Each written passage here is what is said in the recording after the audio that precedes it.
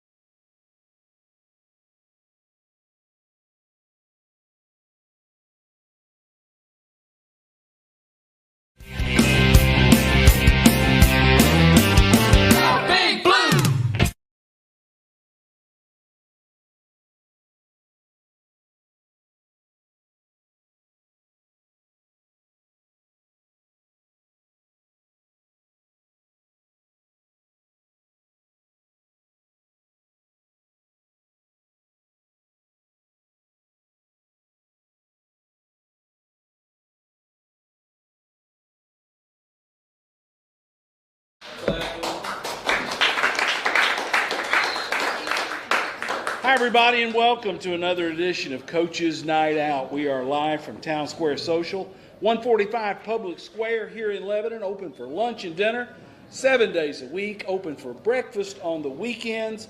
And Kyle and Cody also own Cedar City Brewing Company, 112 Public Square. You ought to try that out. Advantage Roofing Contractors, LLC, make this program possible, along with Shop Springs Creamery, the Salas Realty Group, THW Insurance Services, Cumberland University Athletics, and DT McCall & Sons, Lebanon, Carthage, Lafayette, Franklin, and Cookeville. Coach's Night Out is airing live. If you're watching it live, you know it's on Blue Devil Broadcasting. We will also have this show repeated on several Facebook, Twitter platforms tonight, tomorrow morning, just trying to spread the word. Week 3, Friday, September 16th. Here's a look at the high school football games. Gallatin at Mount Juliet, Lebanon at Warren County, Sequatchie County at Watertown, Summit at Green Hill, Laverne at Wilson Central for Central's homecoming, Friendship Christian at Columbia Academy, and Mount Juliet Christian Academy plays at Providence Christian. That game will be played at Johnny Red Floyd Stadium on the campus of MTSU. Providence does not have a home field, so they rent MTSU's facility for their football games. Chuck Gentry, head coach of the Blue Devils, with us to lead off the program, as he always does. Your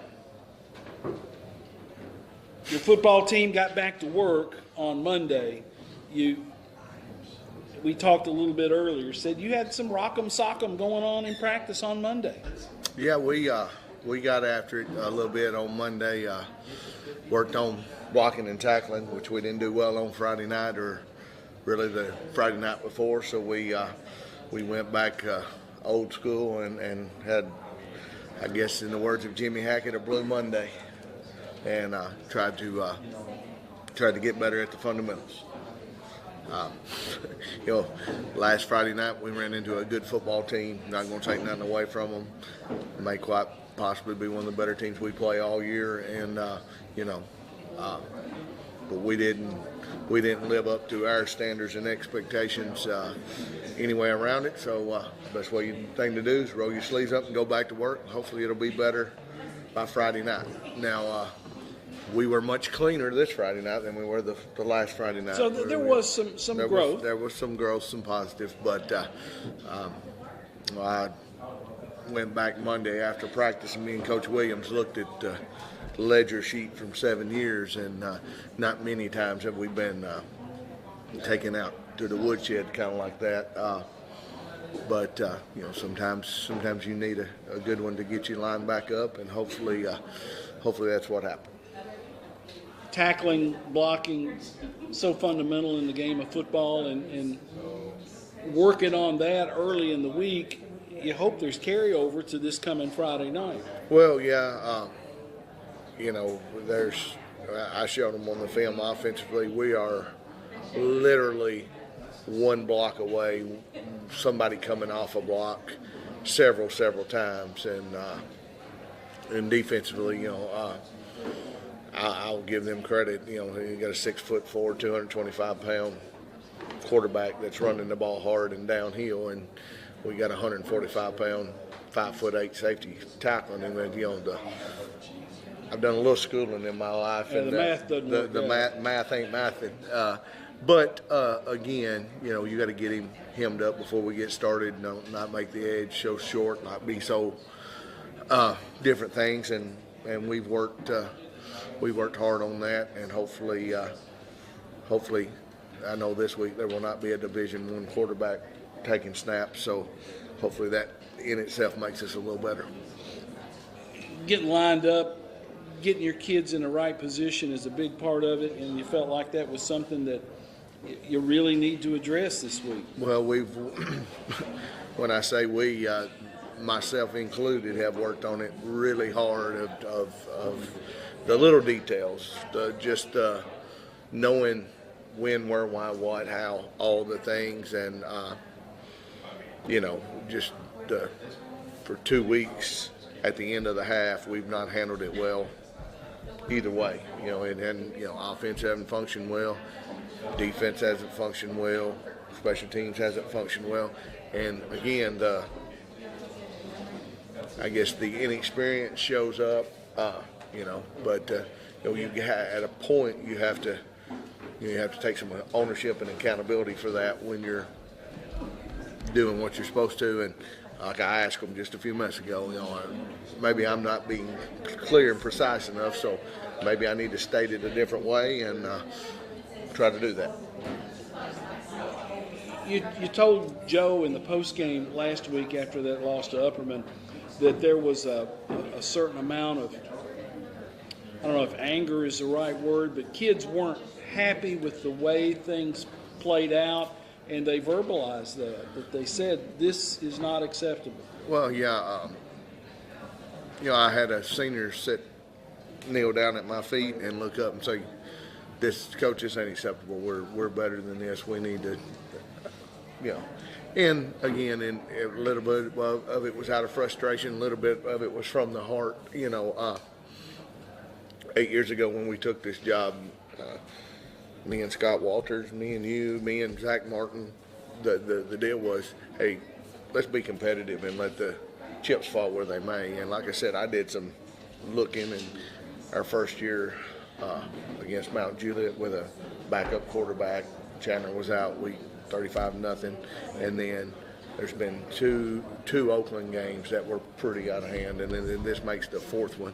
But besides that, we've been competitive in almost every other football game, and this one, even though it snowballed a little bit, we didn't feel like we brought our best to the table. And I don't like losing, you know that. I'm not a gracious loser, a good loser. I don't mind getting beat, but I hate losing. And so that's one of the things that I'm glad that it bothered some of them. It's still bothering me. It's been a long 2 weeks, and I'm ready for Friday to get here so we can hopefully get the taste out of our mouth. Warren County, they come in 0-2. They've had their struggles. Two teams looking for a win. Your first trip on the road, you had the jamboree thing at Laverne, but this is a true road trip. You're going to load up, go to McMinnville, play at ancient Nunley Stadium. I played in that building a long time ago. But getting the kids away and trying to maybe the focus gets a little bit different. Well, I have talked to several people in the past week, maybe week and a half, about kids these days, and sometimes, and it's always been this way, but some of them beat to a different drum, and you got to find what. And like I said, I asked them. I said, my wife told me, when I left Monday morning, don't, make sure you are doing things the way that you're supposed to be doing them, and not being too hard on the kids, or not being too hard on coaches, or being too hard on myself, or whatever. But you have to find that balance of what buttons do you push. And obviously right now we're not pushing the right buttons, but hopefully the recipe is get on the yellow bus, take an hour trip, go to somewhere that's not friendly, go to somewhere, go get dressed in the old locker room, and let's come out and play football, hopefully the way that we're supposed to and the way we can. What are you going to see when Warren County lines up on defense, Chuck? What do you think? They are a two-front defense. There'll be some four-man front, kind of 4-2-5, 4-4 stuff, and then there'll also be some 50 cover 4 stuff, and those two match together, and so it's really moving a man a half a shade a little bit, so it'll be the same look, and hopefully we'll be able to handle that and do some things. But as we've been talking to as I told our kids, I really myself could care less what Warren County lines up in. I really could care less who they got over there, how big they are, how fast they are, anything. I want to see us play like a football team that knows what we're doing. We're efficient. We're in and out of the huddle. We're taking care of the ball. We're blocking people. We're finishing runs. And again, last Friday night, there were plays where you saw that, and then there were others where we block the wrong person and we get hit in the backfield, or we open up the floodgate and let them come in and hit our quarterback in the back, or different things that we worked all week on. And okay, this looks pretty good, with their defense. We were trying to get a body on a body and hand it to our running backs, and just didn't do it the way we wanted to. And then I want to line up on defense, make sure we're lined up, fly around, gang tackle, make them cough up the football, take the football away, don't get the ball thrown over our heads. The little things that we talk about and we practice and we pride ourselves on, and this is who we are, which, for 7 years and 7 years had been decent, and it I know everybody that cares about Lebanon football, well, what's going on? Well, I promise you, we're working to try to get it fixed. Not happy about it, and hopefully these two games will set us up to be better later. And we've talked about this many times before. It's seldom about the team on the other sideline. It's about the guys in those white helmets, how they play, how they execute, and if they take care of business, you're going to be okay. Well, especially right now, 0-2. I don't think anybody would have scripted it out. Let's start 0-2. But like I told them, those two really don't matter. They matter. They're in the record book and they matter, and we played them and we don't like the outcome. But it's region football now. We're 0-0 in the region, and we have a chance to win a football game on Friday night and hopefully be 1-0 in the region, and that will not make us forget about the other two, but that will make the other two a little better. Health-wise, how you come in? It's Wednesday as we tape this. How are you? We got some bangs and bruises, but nothing, knock on wood, nothing major. We've got some that'll be game time decisions, some that might be held out a little bit, but for the most part, just the minor bumps and bruises and some rehab and some rest and some things. But for the most part, we're getting, we've got some back out there that hadn't been out there. So hopefully we'll be, by Friday night, close to full speed. We'll run through a couple of these things. Shop Springs Creamery, 2816 Sparta Pike, the official chocolate milk of Lebanon Blue Devil football. And this week's team meal sponsors include Emmanuel Baptist Senior Adult Sunday School class on Thursday and Southeast Impressions. They'll feed the freshmen and the varsity on Thursday. And then on Friday, Shoney's here in Lebanon at exit 238, K Couch will take care of the meal for the Blue Devils on Friday. The support's there. Folks want to help your football team. Yeah, when you talk to our kids after it's all over, I sit down and talk to the seniors about a month after football's over, and a lot of the things that they say, the best times that they have, minus the Friday night experience, is sitting down with their teammates and listening to people that support them come in and talk to us, or Brother Darren talk to us, and just sit around and fellowship and have a meal together. And I think Thursday night, Brother Darren is not going to be here, but he's sending somebody from his Sunday school class, and he said, well, you're going to have sake, and so those kids will, it'll be elbows everywhere, and they will be happy with rice, chicken, and yum sauce going everywhere. Chuck, as always, thanks for the visit. We'll talk to you. Best of luck and have a good trip to Warren County. Thank you, Tom. Chuck Gentry, head coach of the Blue Devils, with us here on the first portion of Coach's Night Out, live from Town Square Social. We'll take a little break and we'll be right back.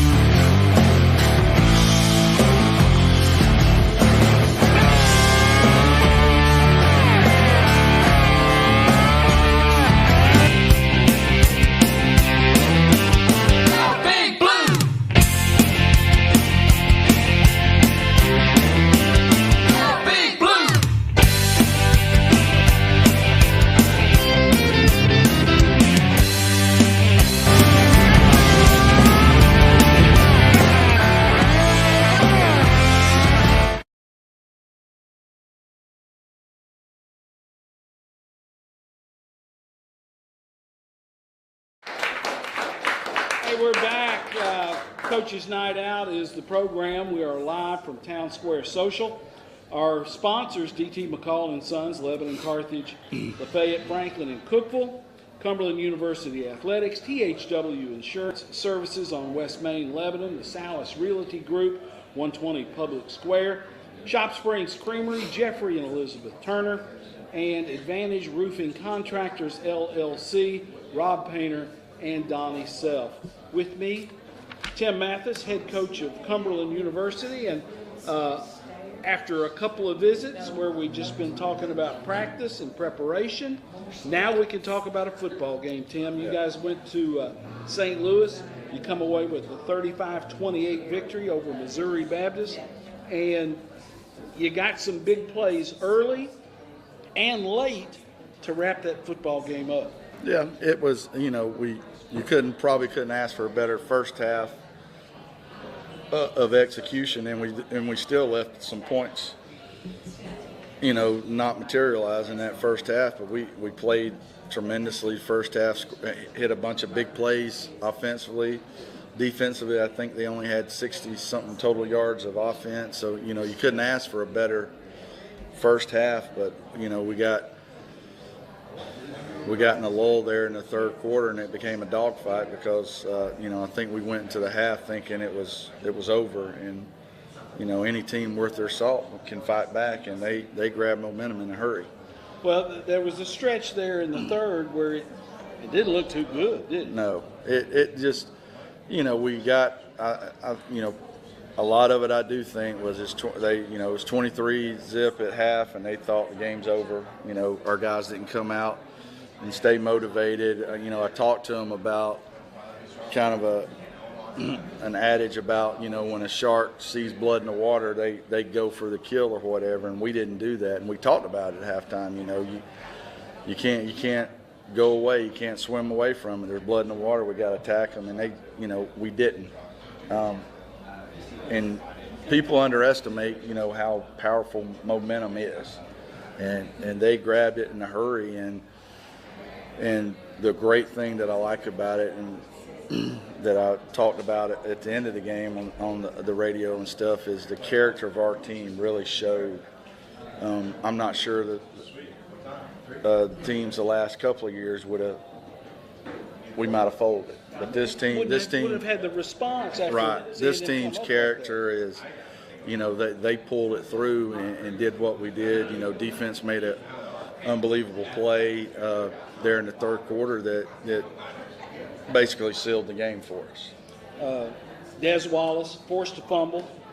Joey Samples, 308-pounder, picked it up and ran it in for a touchdown. High school running back. Tell me about that guy. High school. He wasn't 308 in high school. No, he was. Actually, he was a linebacker, running back in high school. And when we had him at camp, we told him when he was at camp that we're probably going to move you to the D line. Now we're thinking it's probably going to be defensive end, but Joey's eating himself into that inside whatever. But he is athletic as all get out, and he actually comes from he's got a relative that played at the high school that I went to that was a USA Today parade All-American running back that went to Alabama. So he's got it in his genes, but Joey's just a great effort guy, and Dez is too, and this character makes plays when you need to. Dez was the Mid-South Conference Defensive Player of the Week for his efforts.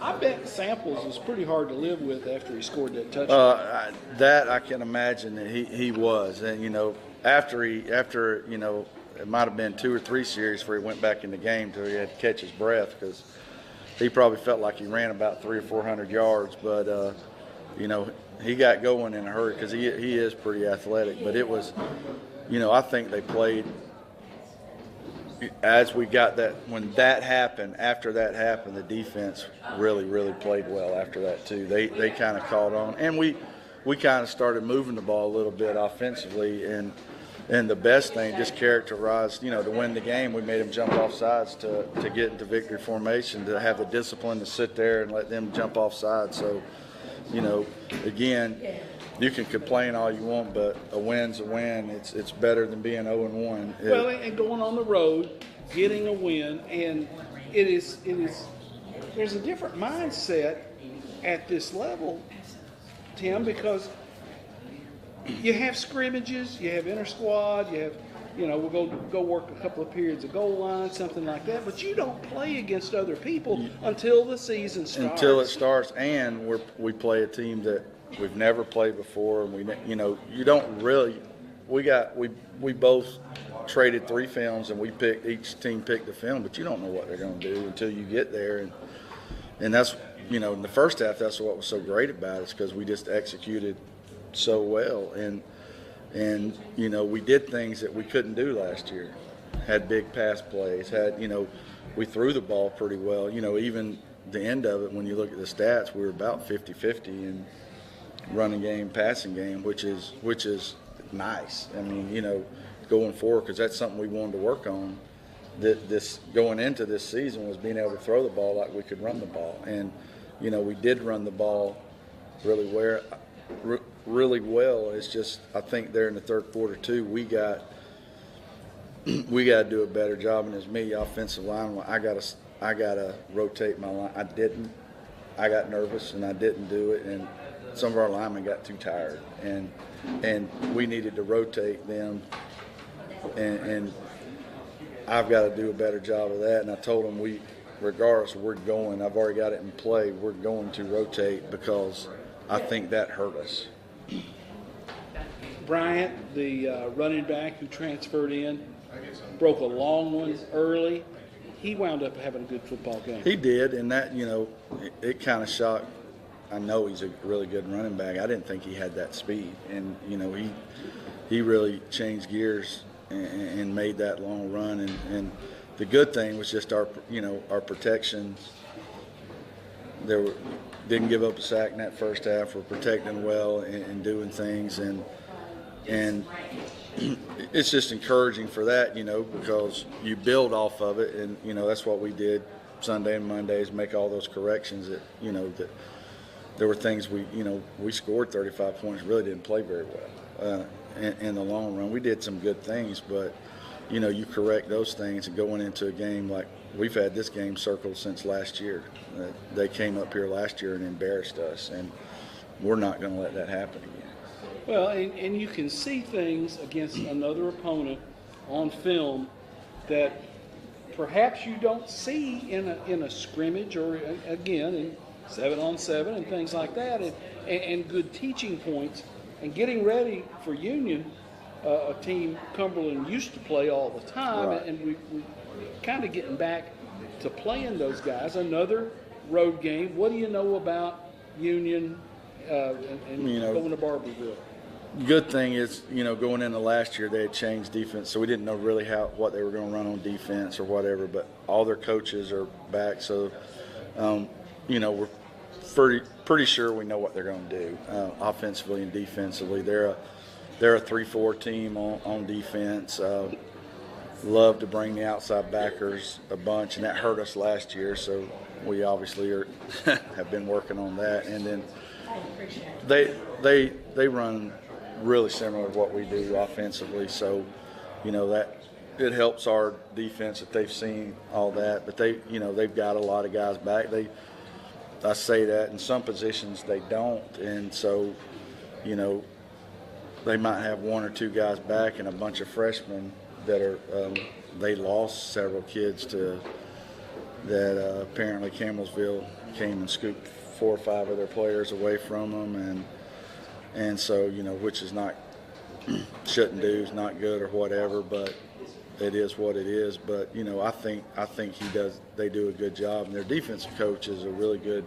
He came from the University of Cumberland's last year, and they kind of run that same defense that the Cumberland's run. So we know we can do well with it. With a better football team, Cumberland's was better than them, and we beat them last year. It's just, we didn't play well that first game against Union, and it's something that, we're not going up there to get embarrassed again, and we're going to play better. We'll see how the game turns out, but we're not going to get embarrassed like we did last year. And it's been a while since I've been to Barberville, but the last time I was there, I remember an intimate little football stadium,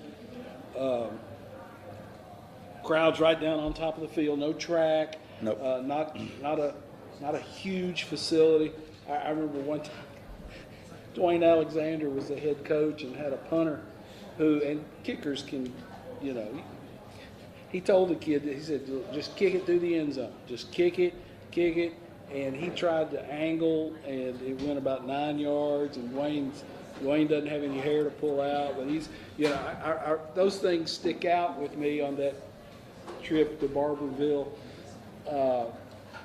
It at one time was a big rival for Cumberland, and it sounds like it's getting back that way. It is, and it, you know, I've already talked to the coach. We're playing them the next 2 years too. We're going to go ahead because they're not in the conference. They're not in our conference anymore. But it's a unique place to go to. You dress in old swimming pool area, so they got bleachers there. I guess you watch swimming. I don't know anything about it, but I know the pool doesn't have water in it because last time I was there, I thought our head coach was going to fall in it 3 or 4 times giving a pregame speech. It scared me to death, but that's life on the road in some small colleges. You know, you dress in an old swimming pool area, but it's a neat little place, a nice, like you said, a nice, intimate, perfect size setting for a small college. Are you sure? Are there a couple of things based on what you saw from your football team Saturday at Missouri Baptist that you need to take care of to come out the way you want to when you go to Union and Barberville? I think, you know, just some things defensively that hurt us in Missouri Baptist was just rushing too far up the field, which gave the quarterback, I mean, I think their biggest weapon Saturday was just to scramble. We had great pass rush and stuff, but we go past the quarterback, which just gives him lanes, and you know, I think he scrambled for 80 or 90 yards of just we had him covered, but we got to be disciplined in our pass lanes and stay true to staying in those lanes, so you have, you know, gap protection and integrity where a quarterback can't get out or whatever. But just don't give up the big plays on defense. I think for the most part they played pretty good. It was just a containment on pass plays of the quarterback, and then offensively we got to execute it. A lot of it has to do about rotation and executing and smelling blood in the water and just be consistent. We got to finish. We talked about it last week of you play great for 2 quarters, and then there's a quarter we didn't play well, and then we start playing okay in the 4th quarter. We want to play 4 quarters of consistent football. I think if we do that, we've got a great shot. You're now 1 week into the season preparation for game 2. Getting that rotation in that offensive line, those big guys, can you condition them a little bit during the week? Well, what kind of buttons do you push there? We've been pushing a bunch of buttons here the last 2 days. We really conditioned them these last 2 days a little more because, you know, part of that is it's not on the kids, it's on us that we probably didn't have them conditioned enough. So we did.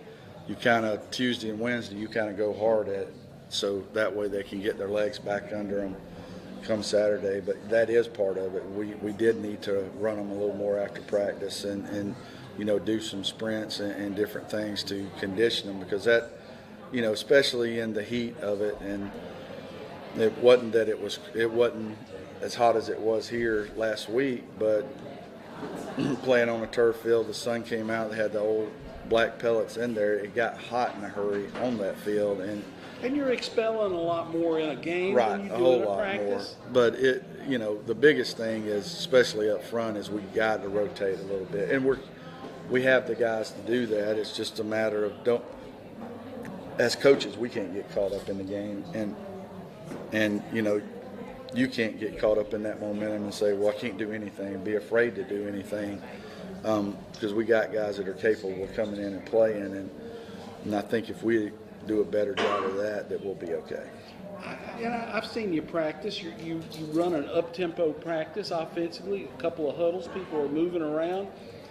Some of that built in is a bit of conditioning there. It is, but it's just like you said, I think our guys are in condition. I don't know if they're in game condition, and there is a difference because it's a different tempo.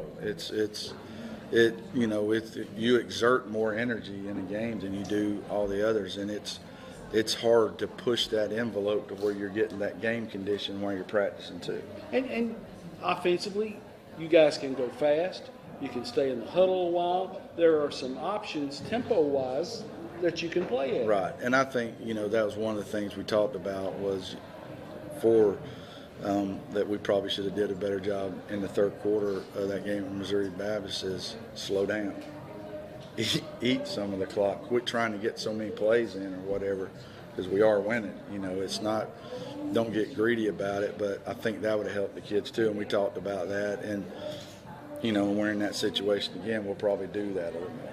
Did you come out of that game at Missouri Baptist fairly healthy? Yeah, we did. That's the good thing about that, I guess, knock on wood, is we didn't have anybody that got hurt during the game that's not going to be in the game this week. And, you know, still rehabbing some other guys that hadn't played yet that are going to be getting close to playing and all that. So we're going to have everybody that we had last week for this game as well. New coaching staff for the first game, communication, function, who's doing what? Did that work well for you? I think it worked really well. I think that, you know, just looking, you start looking at it, and like I said, the couple of times we have talked, I really think we got a really, really good staff that really care about the guys and are very football knowledgeable. So, you know, I can't say enough about our guys and how they did, because I think it was fantastic. Best of luck. You got to go back on the road. You go to Barberville to take on Union. They're calling themselves Union Commonwealth now. Yeah, I don't know what that's all. I don't know. It used to be just Union College, the Bulldogs up there at Barberville, which that's the biggest thing in Barberville, I could tell you, is that college. That's about the only thing going on. You can't get there from here, and we got to stay somewhere else to get there. Well, have fun with that, okay? All right. Tim Mathis, head coach at Cumberland. Good talking to you, pal. Thank you. Go Phoenix. We'll be back with more after you hear these words.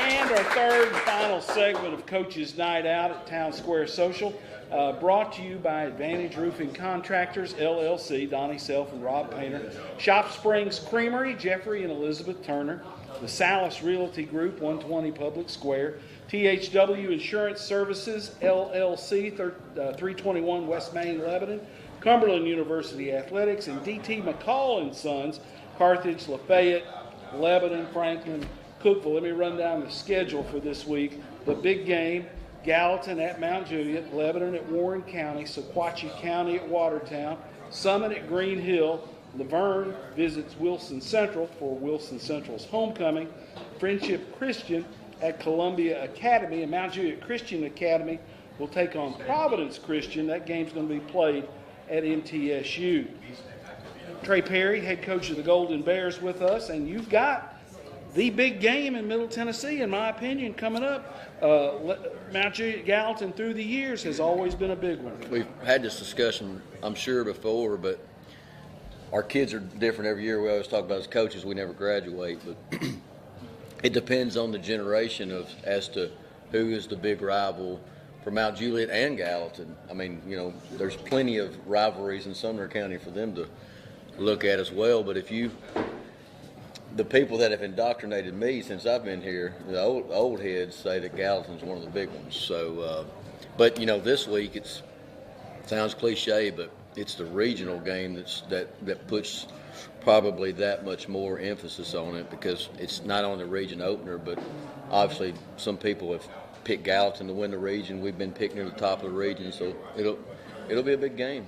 Well, and the winner gets a leg up on everybody else. You're not chasing when you go into the next couple of games. Sure, and you look at probably the ultimate round of respect for a team is when you do beat them, is to know that you sort of have that 2-game advantage on them in a tiebreaker head-to-head scenario too, because teams like Gallatin can stack up enough wins towards the end of the season. We slip up, that's a good security blanket. Mount Juliet has played awfully well defensively in the first 2 games, Cane Ridge and against Hunters Lane. You won 45-14 against Hunters Lane last week. The passes were picked off. Nguyen, is that how you say they got? Mm-hmm. Nguyen, yep. Nguyen intercepted 2 passes, ran 1 back for a touchdown. You had the shutout against Cane Ridge in the first game. Did you think defensively you were going to dominate like you have early on? Did you think your defense was as far enough along? I don't mean to be arrogant at all, but yes, and I say that because of their preparation. They've played together for a while. We felt good going into the season because of how many started or played last year. We sort of tweaked. Coach Allen did some tweaking to our front and our scheme so that we could maximize our players in those areas. But you mentioned Brooklyn. He's a great example. He is extremely cerebral. His first interception, let me run it down for you real quick. And when you say the pick six, the second best thing he did that night, that's saying something. Okay. His first interception, he was an end of the boundary rerouter for the most part. So he reroutes the guy to his backside, and the quarterback scrambles, and he comes off of that reroute, sees that. The quarterback sort of shovels it to a guy that is open, and he lays out on the sideline. Wow. And makes an unbelievable interception. So that's an instinct thing right there, isn't it? When that ball's in the air. Yeah, he can pay me later for all this complimenting, but he's a great kid, great football player. Noah Anderson had a lot of tackles for you, another linebacker. Noah has been, I don't want to call him a surprise of the offseason because we liked him a lot last year, but just he plays baseball, so we didn't know in the spring, but he picked it up quick. He's got really, really good instincts. Linebackers need that. And especially in today's game when you've got the RPOs, part of the offense, you've got so many people that want to spread you out, you're going to need your linebackers to run with some people, maybe a really good back or a slot receiver. And he may be as fast as anybody we have. I think the baseball staff clocked him as one of the fastest, if not the fastest, as a sophomore last year from home to first. So I know he gets from A-gap to the alley pretty fast, whatever that time is. You talk about a guy playing multiple sports. You like that. Love it. Sharing these kids, and that when they're in another sport, they're competing, they're lifting, they're doing the things they're supposed to do. Thought about this the other night too. You take somebody like Baylor Osborne. Baseball's his first love. That's not a secret. It doesn't bother me a bit. He's dang good at it. It should be. He's committed to Western Kentucky. So what does that tell me about him? That his football playing is not for himself. I'm sure he finds joy in it, but he has a lot of friends on the team, and he wants to win football games with them and enjoy that part of high school, and I want him to be able to do that. No matter, whatever the sport is. We're taking nominations. This is through the Wilson Post. Lineman of the Week, Player of the Week, and Gravely, offensive lineman, defensive lineman for you, was the Lineman of the Week in Wilson County. Talk about him a little bit. He's like open up the dictionary and find offensive lineman, and that's him. We're doing this thing now on our socials where got their game day fits. You see it with the NFL. So our little social media team is doing a cool thing with that. And he's had a pretty big cowboy hat on the first 2 weeks, and does not surprise me a bit. I was telling you off air, he's actually got my son to come help feed the cows in the afternoon, which is something I've never accomplished. So that's impressive from a leadership standpoint. And Sam does a little bit of defensive end for us too. One thing I like about our offensive line as a whole this year is their athleticism. I mean, we've got some length there. They can move. Well, do you like to pull, trap with them, do some things like that? Yeah, and then you've got all the fast screen stuff is more available to you now because they can get out quick, and you're not worried about them being able to not get on the perimeter. You're a defensive coach at heart. I was talking to somebody about this earlier today. A well-executed screenplay in high school, particularly where you filter the running back out in the flat, dump that thing over to him, that's hard to defend. Super hard, especially in certain situations. The tunnels too. Of course, now you're right. I am a defensive coach at heart, so I'm going to complain. But a lot of those tunnels and a lot of those now screens that are at the line of scrimmage, The Miami screens, those sort of things, seem to be a tad bit over the line of scrimmage. And if you got linemen downfield at that point, there's not a good call. Yeah. For a defense. But but they take time to execute. And they take a lot of trust. That do your job mentality is. You got to rep the heck out of those, don't you? Big time. And your quarterback's got to be patient. He's got to get the depth. Your line's got to be. Your back's got to be patient. Like you're talking about tailback screen. If he gets ahead of that group, then he's on his own. Yeah. Travers, how has he played through 2 games? Phenomenal, and it really proves to me too that he really was nursing. I didn't expect anything different. I know that he was hurt last year, but it just shows you how much more arm strength he has, how much more command of the pocket he has, because he feels better, And he's done a great job this offseason of making sure that that's not an issue anymore. I think we've surrounded him with. Obviously, when you got more offensive linemen back, they're going to be better. But our receiving core has been one of the groups that's really sort of picked it up since last year. And it's been a volume thing, too, which is pretty good from a tendency standpoint because I think I started week 1 with Cane Ridge, and I think 5 of Tyler's first 7 passes thrown were to 5 different people. And that's what you want. That's what you want to put on film. Well, that makes you hard to scout right there, doesn't it, when you're spreading the wealth around like that? It does, and I heard Engel Martin says this to his quarterback, so Tyler gets a dose of it from me, but he can run. I don't want him to. I think Engel tells him to run out of bounds until November and then run over people. That's fine, but this ain't November. Well, we're talking about quarterbacks. You're going to see a good one with the Stroop kid at Gallatin, who burst onto the scene last year. His dad was a head coach that came from West Tennessee, took over the Gallatin program, and it was 6 or 7 games into the season where he had set several Gallatin single-season passing records because Gallatin never threw the ball much. Right. But he's legit, isn't he? Oh, for sure. And Gallatin does as good a job as I've seen on film with the RPOs that I was mentioning earlier. I mean, honestly, Coach Allen would be mad at me because I don't know the exact percentage, but I would tell you over 70%, and it's probably much higher than that, of their plays have a run-pass option. That takes a cerebral kid. It's not, most of it might be pre-snap in some circumstances. Some of it might be post-snap. But A, it takes guts because you got to stand in that pocket. And B, it's tough to defend because you have to stop the run. That's our identity defensively. But also, we can't commit too many people to it, or he'll pull it out and throw it behind him. So he's good with timing. He gets the ball out quick. He doesn't stay in the pocket very long. He understands that. He'll throw it away if he needs to. Live the fight another day. Runs when he needs to. I've seen him be pretty good in the red area running the football. But I can't say too many good things about him. I just hope it's not Friday night. This will be. Special teams is huge. I know you guys make a big portion of what you do with special teams.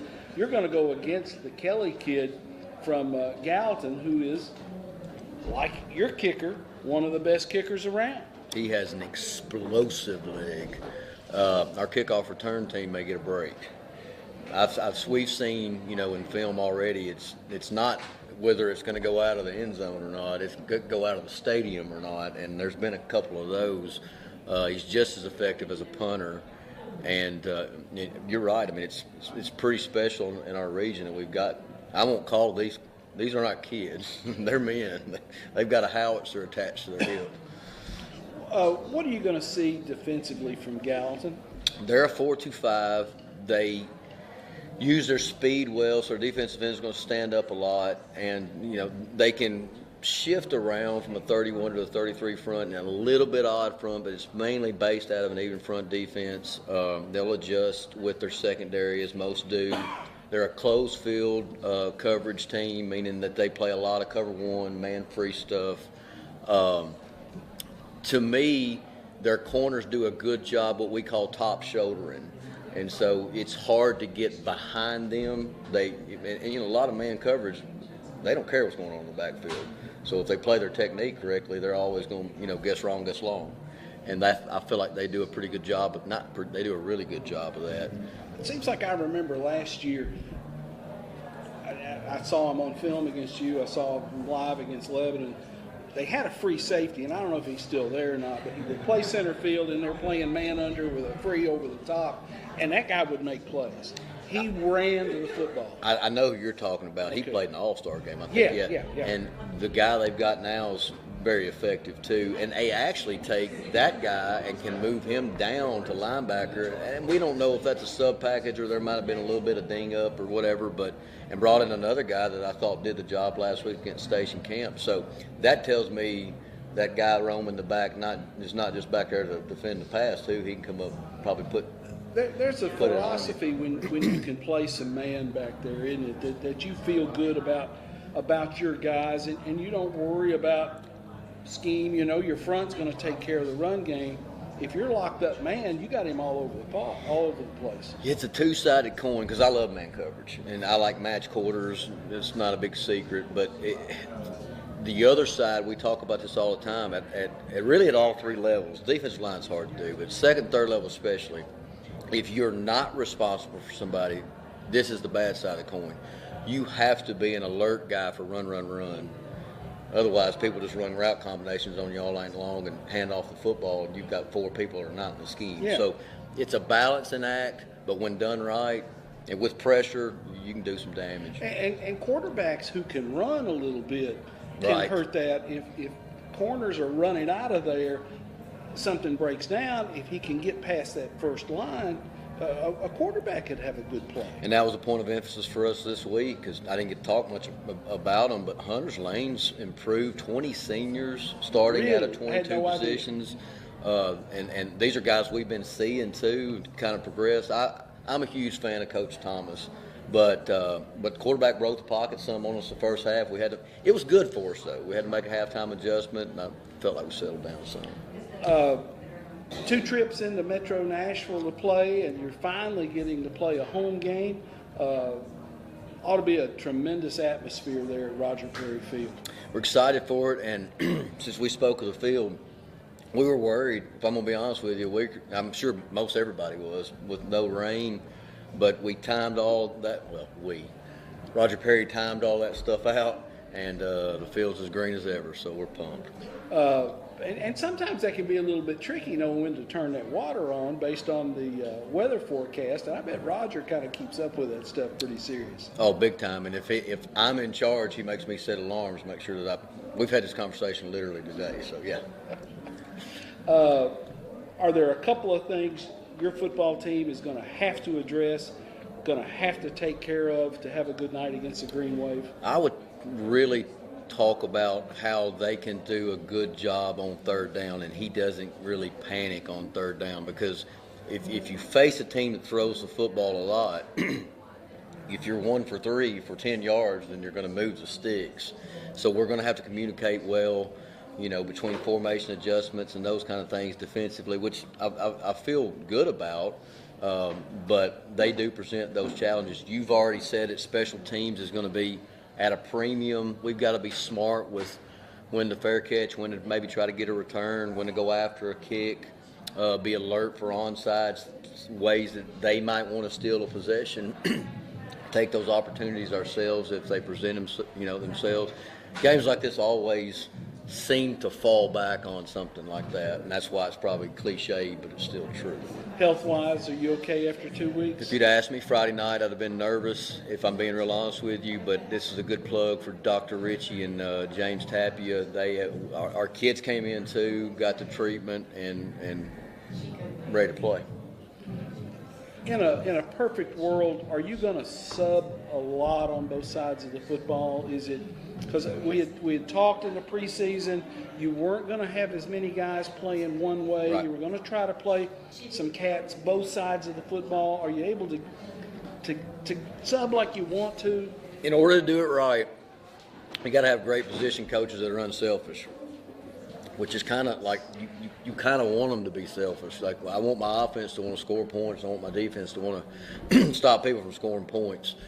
But at the same time, what we call it is position of emphasis. So it's pretty well identified. The kid knows it, position coach knows it, coordinator knows it, I know it. If there's a position of emphasis and I say, hey, somebody's hitting that limit, we're going to pull them off the side. And the good part is, and we preach this throughout the year, we have people we can put in there that I'm not concerned if that happens. And it has to be that way. The next guy has to go in with the same expectation as the two-way guy. Well, John Michael Crudup, he's your tailback. That's the position of emphasis. But he can play defensively. Atticus Fiorita, defensive end, All-State last year.